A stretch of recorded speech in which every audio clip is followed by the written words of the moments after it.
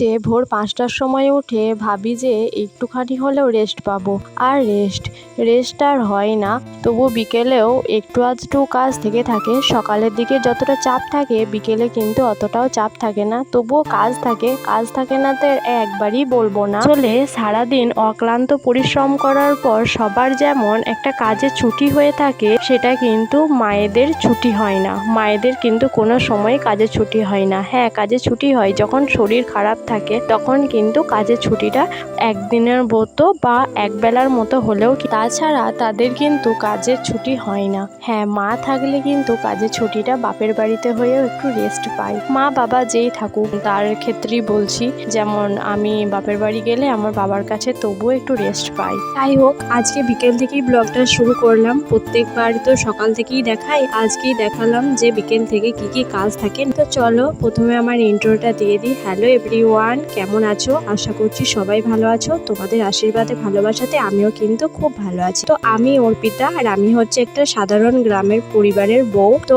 আমার নিত্যদিনের মধ্যে কি কি কাজ থাকে না থাকে সেগুলোই তোমাদের সাথে শেয়ার করার চেষ্টা করি। আর ভিডিওটা কেউ স্কিপ করো না, ভালো লাগলে প্লিজ সাবস্ক্রাইব করে দিয়ে যেও, পুরো ভিডিওটা কিন্তু দেখে যেও। ভিডিওর শুরুতেই তোমরা দেখতে পেলে যে খাটটা একটু এলোমেলো হয়েছিলাম। আসলে দুপুরবেলায় মনাকে নিয়ে একবার শুই, তো সেই জন্য এই খাটটা এলোমেলো হয়েছিল। আর খাটের চাদর যদি এলোমেলো থাকে সেটা মোটেও ভাল লাগে না। তার জন্যে খাটটা একটু বাগিয়ে নিলাম, আর তারপরেই বার করলাম মনার জন্য জামা, কারণ ওই বাড়িতে যাওয়ার কথা আছে। দেখাই যাক, মেঘের অবস্থাও ভালো নয়, আর সন্ধ্যেও হয়ে গেল। আসলে ওরা আমাকে ফোন করেছিল ওই বাড়ি থেকে, মানে আমার জায়েরা ফোন করেছিল যে ওদের একটু পুজোর জন্য দুধ লাগবে, সেই দুধটা দিয়ে আসার জন্য বলছিলাম। দেখাই যাক কি হয়, আজকে ওদের বাড়ি যেতেও পারি, নাও যেতে পারি। রইল দুধের কথা, দুধটা বলবো ফোন করে ওদেরকে বলে দেবো, আমার যদি যাওয়া না হয় তাহলে একবার নিয়ে যেতে বলবো। তো দেখি কাজগুলো কতদূর সারতে পারি, তারপরে আমার যাওয়ার সিদ্ধান্ত নির্দেশ করব। হোক, তোমাদের সাথে কথা বলতে বলতে আমার কিন্তু এদিকে ঝাড় দেওয়া হয়ে গেল।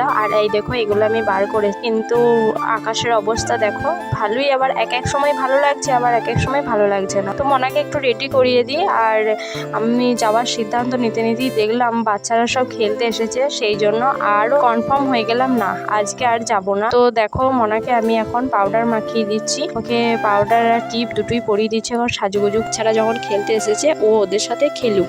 বাচ্চারা বলতে খুব বাচ্চা নয়, মনা ওদেরকে দাদা বলে, আর ওই গাড়ি নিয়ে খেলবে। ওনাকে যখন থেকে ন্যাড়া করেছি তখন থেকেই কিন্তু চোখে কাজল পরানোটা বন্ধ করে দিয়ে, আর চোখে কাজল পরালে কিন্তু বাচ্চাদেরকে দেখতে ভালোই লাগে। আর মনাকে আমি প্রত্যেকবারই কিন্তু কাজল পরাতাম, সবে এই ন্যাড়া করেছি বলে আর কাজল পরাই, কারণ কাজল পরালে ন্যাড়া মাথাতে কেমন দেখতে খারাপ লাগে। এখন আরও ছোট ছিল তখন কিন্তু অতটাও খারাপ লাগতো না, এখন একটু একটু বড় হয়ে গেছে না, তার জন্য একটু খারাপই লাগছে। তার জন্য ওকে শুধু কপালে আমি টিপটাই দিই। কপালে টিপটা দিয়ে দেওয়ার পর একটু পাউডার ওপর থেকে দিয়ে দিলাম, যাতে কপালের ওই কাজলের টিপটা যাতে লেবড়ায় না। আর এই পাউডারটা দেওয়ার পর মনা একবারে নাকের ওপরে যখন পাউডারের গুঁড়োটা পড়ে তখন অস্বস্তি বোধ করে, কতক্ষণ মুছবো ও সেটাই ভাবে।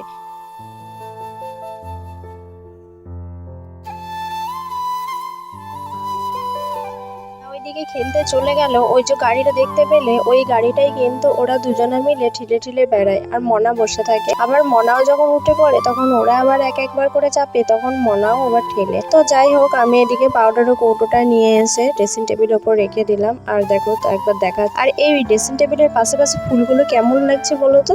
ভালো লাগছে দেখতে। যদি ভালো লাগে তাহলে ওগুলো ওখানেই রাখবো, আর যদি না ভালো লাগে তাহলে ওগুলো আর ওখানে রাখবো না। নানা রকম সেন্ট এসব পাশে যেগুলো রেখে দেয় সেগুলোই রাখ। আর মরা এদিকে দেখো, বললাম পড়তে বসাবো, আর ও এদিকে সাজুগুজু করতে আরম্ভ করেছে। মেয়েটা এত ভাবুনি না যে কি বলবো। তখন একটা ছোট্ট পাড়া আয়না ছিল যেটা দেওয়ালে লাগানো থাকতো, তখন ড্রেসিং টেবিলটা হয়নি, তখন আবার ওই আয়নাটা দেখতো, চেয়ার নিয়ে আসতো, চেয়ার নিয়ে এসে আয়নাটা দেখতো, সাজতো, আবার না হলে খাটের ওপর উঠে খাটের সোজাসুজি আয়নাটা সোজাসুজি দাঁড়িয়ে তখন আবার সাজাগুজা করতো। এখন আবার ড্রেসিং টেবিলটা হয়ে ওর খুব সুবিধা হয়েছে, কারণ ড্রেসিং টেবিলের কাছে গিয়ে সব সময় যখনই ওর মন হয় যে একবার মুখটা দেখবে, তখনই গিয়ে কিন্তু ওই ড্রেসিং টেবিলের কাছে মুখটা গিয়ে দেখে। আবার একটা অভ্যাস আছে জানো তো, ওকে যদি বকি তখন আবার কাঁদবে ওই ড্রেসিং টেবিলটার দিকে, দেখি যে কেমন লাগছে, দেখি আমাকে কাঁদলে। তারপরে চলো আমি যাই, এখন ওকে একটু দুধ খাইয়ে দিই। দুধটা গরম করতে আমি রান্নার রুমে নিয়ে চলে এলাম। দুধটাকে একটু গরম করে নিয়ে রেখে দেবো, আর বাকিটা ঠান্ডা করে ওকে খাইয়ে দেবো। দুধটা রাখতে এসে দেখি যেই দুধটা আমার ওই বাড়িতে নিয়ে যাওয়ার কথা ছিল সেই দুধটা কিন্তু আছে, আর কেমন চাপ বেঁধে গেছে। তাই এই গ্লাসটাকে হাতে নিয়ে সঙ্গে দেখছিলাম যে দুধটা কেমন আছে। এখন মোটামুটি তাও একটুখানি হলেও মনে হচ্ছে যেন সঙ্গে ভালো আছে, আর একটু রাত গেলেই মনে হচ্ছে এটা খারাপ হয়ে যাবে, কারণ দুধটা গরম করা ছিল না, কাঁচা দুধই ছিল।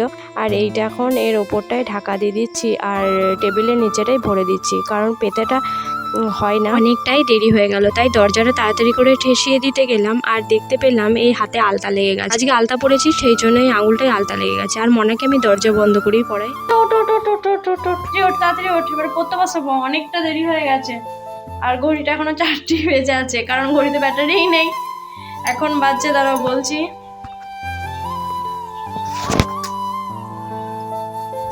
6:30 বাজতে আছে। ফ্যানটা চালিয়ে নি, একটু গরম করছে, একটু আসতেই দে। শীতও করছে আবার গরমও করছে, একটু আসতেই দিই। পড়তে বসবে, ও কি কি জানে না জানে আজ সব তোমাদের সাথে শেয়ার করবো। আর তো পড়তে বসেও দুষ্টুমি লেগে আছে। দেখো ওকে পড়তে বসাবো আর কত কি দুষ্টুমি করে, তোমরা একবার দেখো। প্রচুর বিচিকিচি, ওকে যে আমি কি করে পড়াশোনা শেখাবো সেটাই একবার ভাবি। আর আমার ওই জায়েদের ওদের কাছে বলি যে তোরা কি করে যে ওই ছেলেগুলোকে পড়াশোনা শেখাচ্ছি, আমি পারবো তো, মনা অ লিখতে পারবে তো, মনা এগুলো সব বলতে পারবে তো, এই দুশ্চিন্তা শুধু আমার হয়ে যায়। কিন্তু জানি সবাই সবটা পারবে বয়সের সাথে সাথে, কিন্তু আমার মনে আমি শেখাতে পারবো তো ওকে।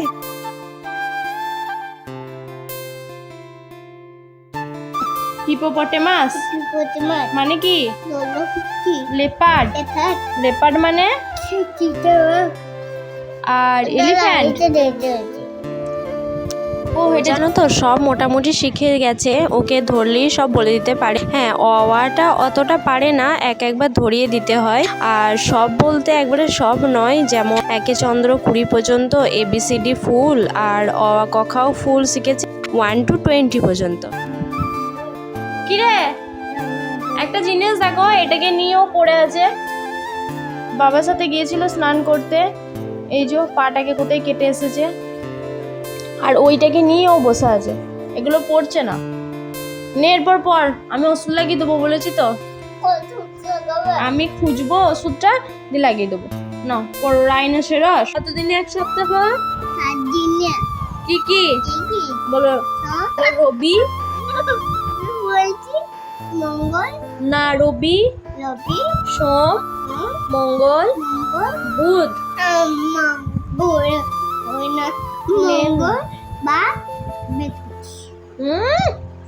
বল মঙ্গল, বুধ, বৃহস্পতি, শুক্র, শনি।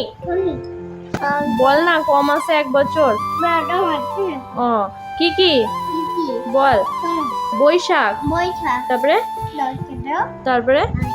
তারপরে যখনই ওকে পড়তে বসাই না কেন তখনই কিন্তু এরকমই হাই ওঠ। আর ওকে বলবো কি, যখন আমরাও পড়তে বসতাম তখনই কিন্তু বারবার করে এরকম হাই উঠতো আর ঘুম আসতো, আর পড়া হয়ে গেলেই বাস ঘুম উড়ে যেত। কার্তিক, তারপরে তারপরে তারপরে তারপরে তারপরে তারপরে তারপরে হ্যাঁ, বাহ বাহ বাহ, মনার পড়া কমপ্লিট। এরপর মনা ছুটি। এরপর মনা বলতো কি করবি?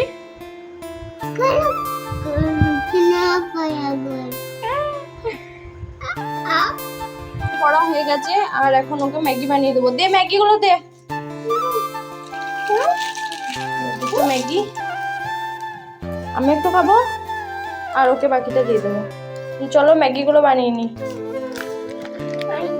চলে এসেছি ম্যাগিটা বানানোর জন্য, আর ম্যাগিটা আমি সিম্পলভাবেই বানাবো, সেটাই তোমাদেরকে ক্যামেরার দিকে তাকিয়ে আমি বলছি, আর তোমরা তো শুনতেই পাচ্ছ না, সেই জন্য আবার ভয়েস রেকর্ডটা দিতে হলো। তো যাই হোক, একটা এই টিনের বাটিটা নিয়েছি, সসপ্যানটা এখন সসপ্যানে চা হবে তার জন্য এই টিনের বাটিটাই নিয়েছি। টিনের বাটিটা প্রথমে জল গরম করে এই যে দিয়ে দিলাম ম্যাগিটা, 2টো ম্যাগি, একটা মনা খাবে একটা আমি খাবো। আমি ফুল একটা খাবো না, একটুখানি নেবো, বাকিটাও যতটা খেতে পারবে ততটা খেয়ে নেবে, কারণ ও তো আর দুধ খাবে না। তো সেই জন্যই আমি অর্ধেক খাবো আর বাকিটা ও খেয়ে নেবে। দেখো একটু না একটু হতেই ম্যাগি কিন্তু তাড়াতাড়ি হয়ে যাবে, 2 মিনিটের ব্যাপার। ঠিকই বলে যে এই ম্যাগিটা কিন্তু 2 মিনিটের ব্যাপার। কি করে হয় যে এই 2 মিনিট ধরে মশলাটা তৈরি করাই থাকে, বাস হয়েই যায়।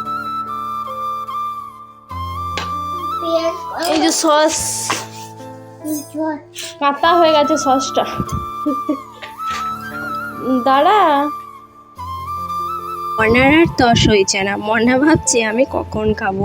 বাপরে, আমার মেয়েটা আবার বলছে মা একটু পেঁয়াজ কুচিয়ে দেবে না, তার জন্য আবার একটু পেঁয়াজ কুচিয়েও দিলাম। আর সস তো এমনিতে দিতেই হবে। আর এই সসটা এনেছে বর যেখানে কাজ করে, মানে বর যেখানে থাকে সেখান থেকে কিন্তু এই সসটা নিয়ে এসেছে একটা মল থেকে। তো মলের ওইখানে দামগুলো খুব কম হয় বলে ও কিন্তু কিছু কিছু জিনিস ওই মল থেকেই নিয়ে আসে। আর খেয়ে কমপ্লিট করে দিয়েছি, সাটিয়ে দিয়েছি দুজনে মিলে। বলো সাটিয়ে দিয়েছি দুজনে মিলে। অনেকটা সময় পার হয়ে গিয়েছিল, মাঝখানে আমি একটু ফোন দেখছিলাম। তো তারপরে এই যে ভাত খেয়ে নিচ্ছি, আর ভাত আমি অল্পই নিয়েছি কারণ তখন তো দেখলে যে ম্যাগি খেয়েছিলাম, আর খেতে হবে আর রাত্রে খিদে পেয়ে যাবে, সেই জন্যই অল্প করে ভাত নিয়ে নিলাম। গুড নাইট, সবাই ভালো থেকো, সুস্থ থেকো, সাবধানে থেকো। আজকের ভিডিওটা এই পর্যন্তই। আর ভালো লাগলে প্লিজ সাবস্ক্রাইব করে দিয়ে যেও।